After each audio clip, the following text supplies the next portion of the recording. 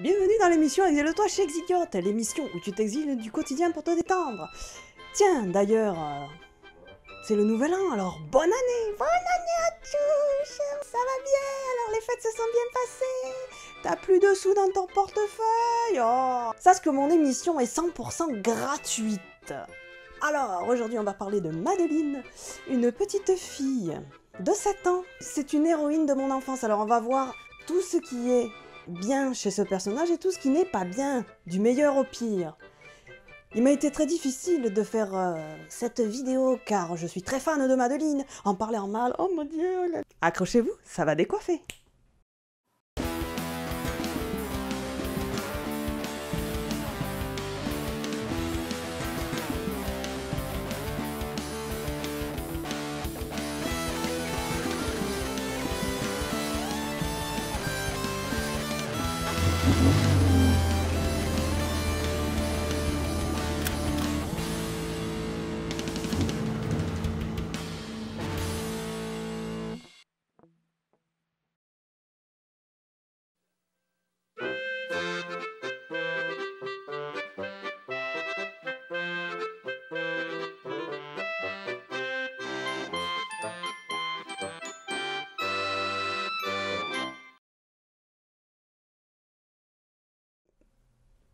Avant de vous dévoiler ce qui m'a choqué, je vais vous parler très brièvement de l'auteur.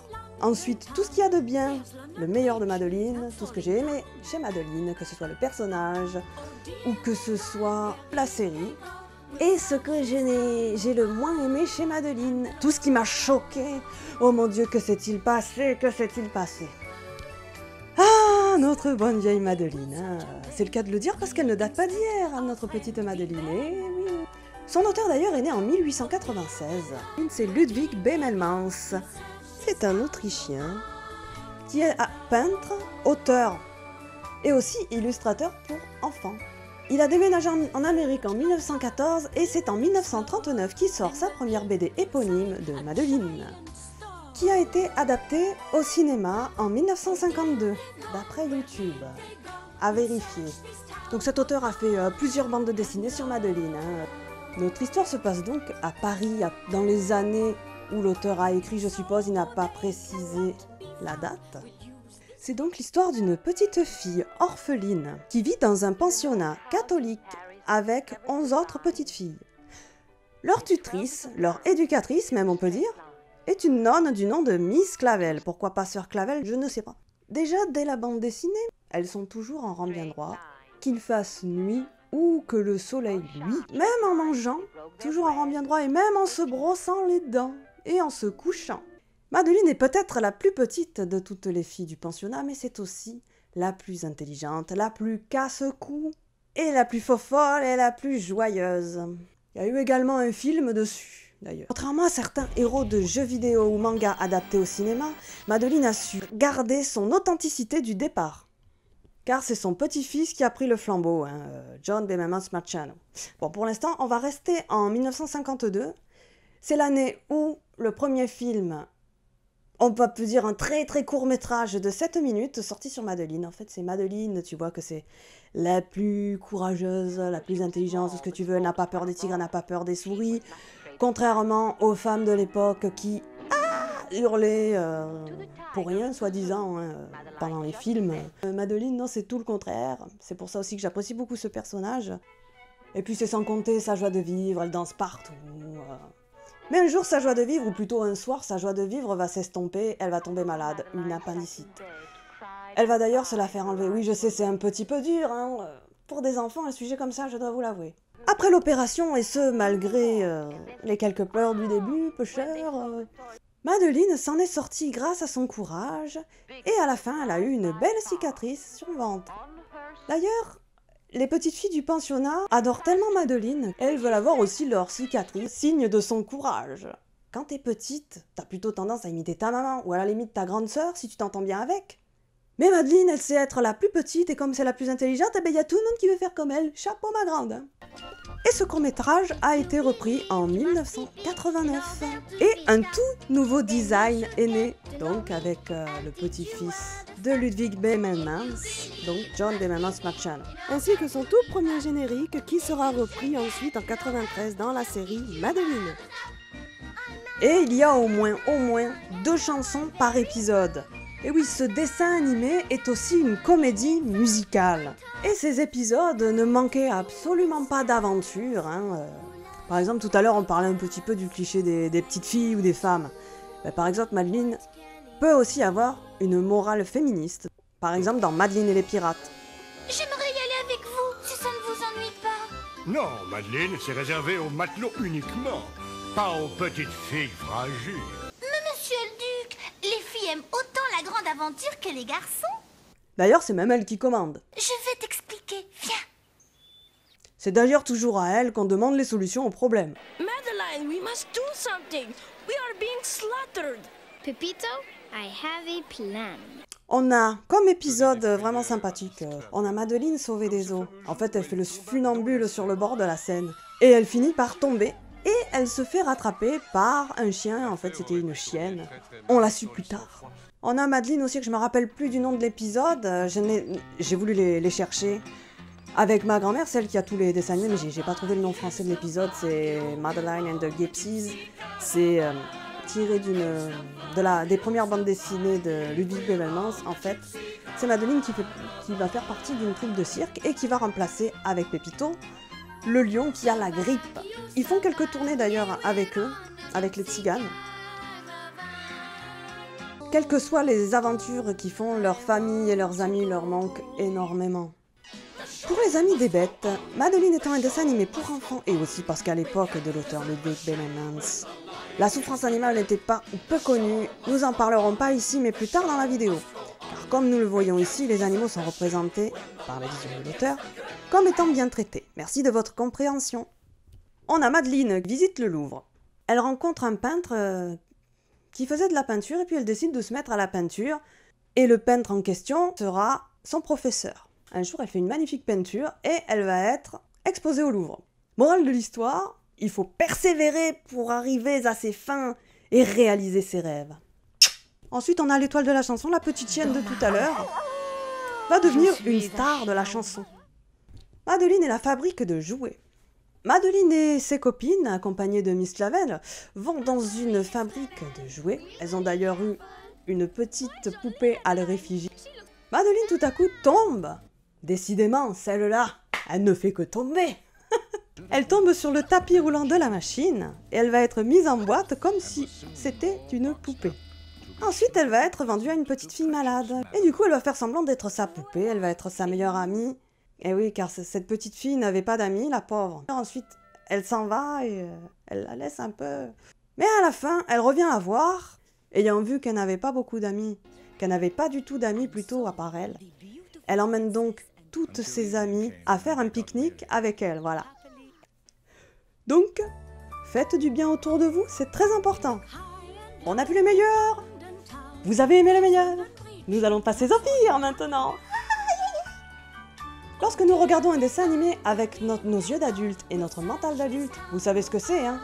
Il y a quand même quelques ignominies que nous n'avons pas remarquées lorsque nous étions enfants. Il me semblait juste d'en parler. Madeline et le petit barbare. Dans cet épisode, c'est l'épisode où ils rencontrent leur ami Pepito, leur voisin. Il était en train de déménager. On voit tout de suite que cet enfant n'a pas beaucoup d'attention dès le début de l'épisode. Étant donné que c'est un petit qui n'a pas beaucoup d'attention, son père est l'ambassadeur d'Espagne, donc pas beaucoup de temps à lui consacrer. Du coup, il est devenu mauvais pour faire son intéressant, pour un peu attirer l'attention, quoi. Il fait un peu des blagues aux filles, alors il se déguise en fantôme. Je vais vous emmener.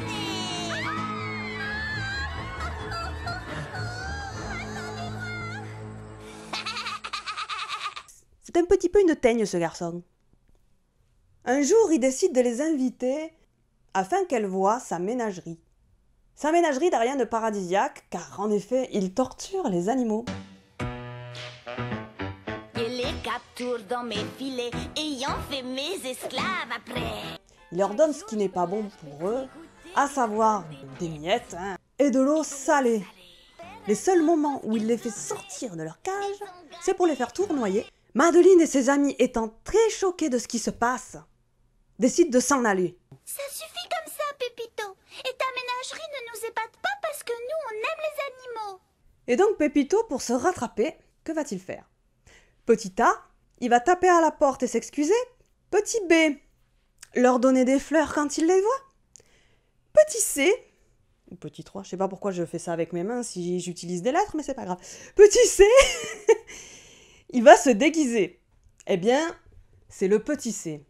Il va se déguiser. Pour tous les gens qui sont de la protection animale, attention, en quoi va-t-il se déguiser? Eh oui, en torero. Très bonne idée, hein? Autant aller à la manif de la PETA avec de la fourrure sur soi, ce serait plus pratique, hein? Hein? Te gêne surtout pas, Minot, hein? Dis-toi que les toreros, c'est pas tout à fait notre genre de héros. Il s'en alla, plus seul et plus triste que jamais. Il s'enferma. À sa place, qu'auriez-vous fait? Ah, Miss Clavel. Miss Clavel, Miss Clavel, Miss Clavel. Elle est tellement bonne. Dans le sens gentil, attention. Qu'elle se dit, ah, ce garçon, bon, il faut qu'il se trouve une activité. Donc, elle lui donne une boîte à outils. Alors, attention, la boîte à outils. Clous, marteau et une scie. Une scie à un gamin de 7 ans, tu donnes. N'importe quoi. Mais que va-t-il faire avec cette scie? Oui, parce qu'il va s'en servir. Il fait une guillotine. Pour guillotiner des poulets. Afin de les manger. Miss Clavel, Madeleine et toutes les filles sont très choquées. Oh, quel barbare, ce Pépito! À un moment donné, il faut peut-être arrêter l'hypocrisie, ma petite chérie, parce que dans cet épisode-là, t'es pas en train de cuire du poulet, ma chérie? Eh oui. Soyez cohérents dans vos histoires, c'est pour les enfants, ok, mais quand même. Le jour où Pépito s'est dit « Oh là là, j'ai abusé, dis donc, faudrait peut-être que j'arrête les frais », c'est le jour où il a mis quelque chose dans son baluchon. Tu vois qu'il trimballe un baluchon. Et il y a des chiens qui le suivent. Tu te dis « Mais qu'est-ce que c'est ?» En fait, il avait un chat dans le baluchon. Et maintenant, on joue à chat perché. Il ne va tout de même pas oser. Sans arbre ni hauteur à proximité, où vouliez-vous qu'il allât se percher, hein?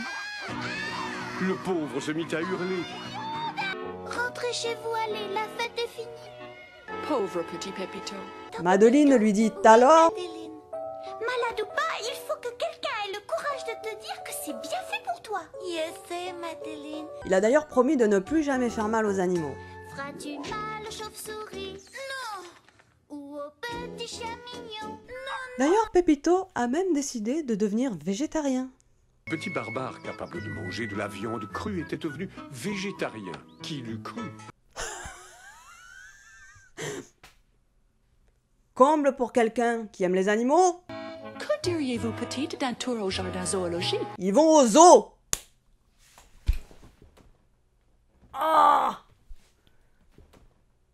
Ah! Ah! Elles sont suivies par Pépito. Pépito, pour montrer sa bonne foi, il va ouvrir toutes les cages des animaux.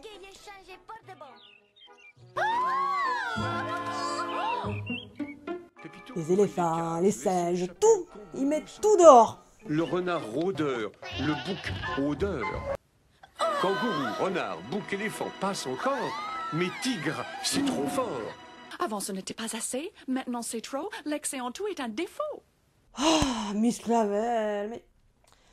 T'inquiète pas, le tigre il va pas nous bouffer. On est en haut de la chaîne alimentaire, c'est bien connu. Hein? Cet épisode avec Pépito est fini, mais le pire reste à venir. Je crois que je vais commencer à allumer la lumière. Le pire reste à venir avec ce film. Madeleine et le roi. Oui, c'est un film. C'est un film qui date de 2003. Et je ne te conseille absolument pas de l'acheter pour tes enfants. Surtout pour les filles. Un jour, Miss Clavel emmène les filles au Louvre avec Monsieur le Duc. Elles admirent la Joconde. Madeleine, au lieu de les suivre, est restée devant la Joconde. Et elle a vu qu'il y avait un couple, une femme et un homme, qui voulaient s'emparer de la Joconde. On voit la femme déjà qui va charmer le gardien. Vous qui êtes chargé de surveiller ce chef-d'œuvre. Vous devez être d'un courage et d'une force, j'ose le dire, exceptionnelle. Oui, madame. Double sexisme, déjà ça commence bien. Les hommes se font avoir par les charmes et les femmes sont charmeuses. Madeleine, pour les espionner un peu plus, elle va se cacher derrière cette toile. Mais elle est tellement maladroite, Pusher, t'en es aperçu dans les trucs précédents, hein. Elle va tomber tout en arrachant la toile dans sa chute. Ce qui attire l'attention des gardiens. Pour le coup, même plus besoin de charme, autant avoir une petite fille maladroite à proximité, hein, c'est beaucoup plus pratique. Ils vont la courser de partout. Mais à un moment donné, là je suis en train de me dire, c'est Madeleine ou bien c'est Tex Avery? Bienvenue dans ce monde foufou, ce monde loufoque, ce monde merveilleux, celui de Tex Avery. Bienvenue dans ce monde foufou, ce monde loufoque et foufou. Bienvenue dans ce monde foufou, ce monde loufoque, ce monde merveilleux. Mais le duc est pas très content et décide de l'envoyer à l'école des dames. Alors elle va faire le ménage, le repassage, la couture.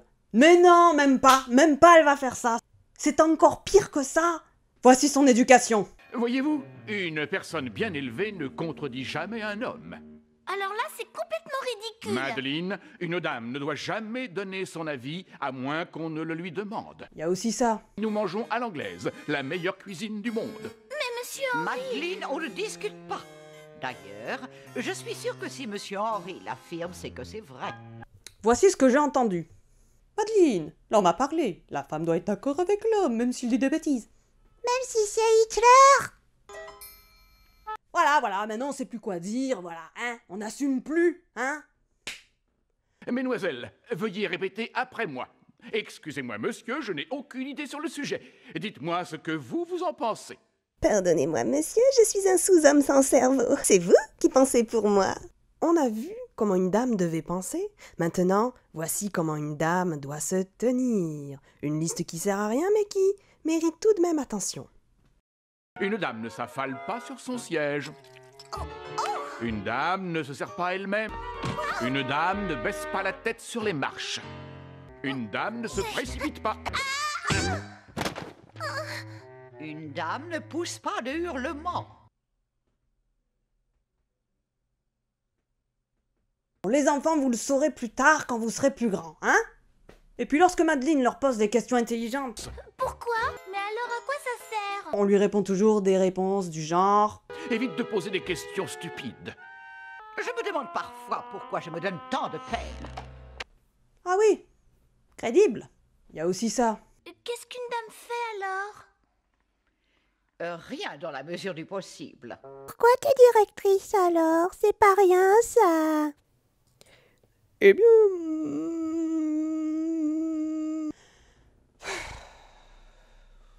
Madeleine avant l'école des dames. C'est moi, Madeleine, bien que je sois petite. Madeleine après l'école des dames. Et moi, Madeleine, c'est vrai que je suis soumise. Pendant tout ce bourrage de crâne sexiste, ses amis du pensionnat, les 11 autres petites filles, vont enquêter pour elle. D'ailleurs, elles ont réussi à fournir quelques preuves et ont donc parlé à Miss Clavel. Miss Clavel s'empresse donc d'appeler le duc d'urgence. Madeleine ayant vu les voleurs la veille à Londres, l'école des dames se trouve à Londres, j'ai oublié de le préciser, tu vois. Comme par hasard, les voleurs sont allés à Londres. Et pour les suivre, elle va se faire passer pour malade, elle se met des faux boutons avec de la confiture, je sais pas comment ils ont fait pour gober ça. Elle se retrouve donc toute seule à l'intérieur de l'école des dames. Elle va donc se déguiser et mener son enquête.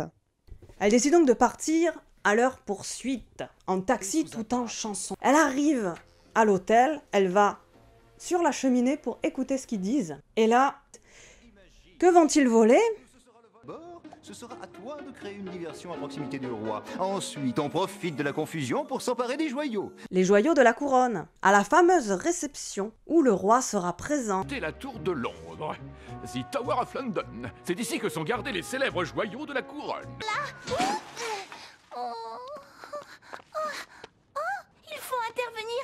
J'ai découvert un complot pour voler les joyaux de la couronne. Les bandits sont dans cet hôtel, au dernier étage. Madeleine n'avait plus de sous du tout pour le taxi. Elle a réussi à s'infiltrer dans Big Ben. Elle se fait ramener par la police. Elle se fait bien gronder d'ailleurs. Un véritable cauchemar. Et ceci mis à part, accompagné d'un policier. Madeleine, où étiez-vous passée? Nous étions tous morts d'angoisse. Adeline, ta conduite me déçoit énormément. Mais Miss Clavel, j'ai retrouvé les voleurs. Je sais que c'est difficile à croire, mais... Je suis la première à te croire, comme nous toutes. En fait, nous allons venir avec Monsieur le Duc pour t'aider à intercepter ces brigands. Ouais, génial! Et elle apprend que pour assister à cette réception en question, là où le roi sera, avec les joyaux de la couronne, elle va devoir être la meilleure élève de l'école des dames et elle va tout faire pour ça. Malgré cette petite peste blonde du nom de Emily, qui lui met des bâtons dans les roues. Pendant tout le film, elles seront accompagnées par la directrice. Impeccable des pieds à la tête, les fans attendront que je m'esclave. Elles arrivent finalement, égalité toutes les deux, et c'est alors qu'elles sont ensemble à la réception avec la directrice. Madeleine finit par trouver ses amis. Alors que Madeleine était en train d'attraper le voleur, la peste se prend même tous les mérites. Vous savez qui est cet homme, votre majesté? Ni plus ni moins Come on, bear de me garde. Vous faites erreur. Oh, mais lâchez-moi, regardez le sceptre royal. Ma chère petite Française, tu es l'héroïne du royaume. Garce! Pendant qu'ils étaient en train de congratuler la peste, elle est allée chercher la voleuse qui s'était enfuie à l'arrière. Les gardes arrivent et voient que Madeleine a la couronne sur elle. Ne me dis pas qu'ils n'étaient pas censés voir, là où ils étaient, que la voleuse lui a donné la couronne. Ce film est vraiment plein d'incohérences. Et même qu'il l'enferme en prison. Non, pas seulement la voleuse. Madeleine aussi, à 7 ans. La prison à 7 ans, s'il te plaît. Et donc, Emily, pendant que Madeleine est en prison, la peste blonde, elle a eu tous les mérites, et les photographes, et un titre du roi même. Mais à un moment donné, elle va se sentir mal et dire toute la vérité, encore heureux. Parce que je ne vous ai pas dit toute la vérité. Hein? Comment cela? C'est Madeleine qui a tout fait. Je n'ai jamais connu de fille aussi courageuse qu'elle.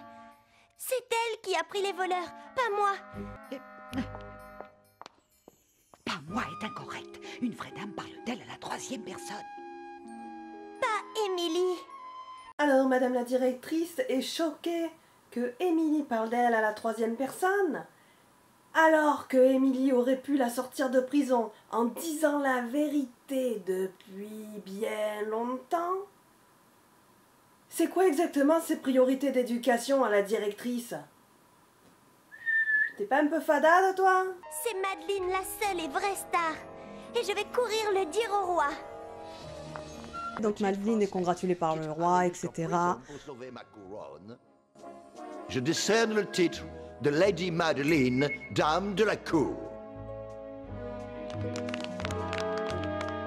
Morale de l'histoire: les filles et les garçons, les femmes et les hommes, sont égaux. Et ça finit bien, en fait. Non, en fait, ça finit pas bien.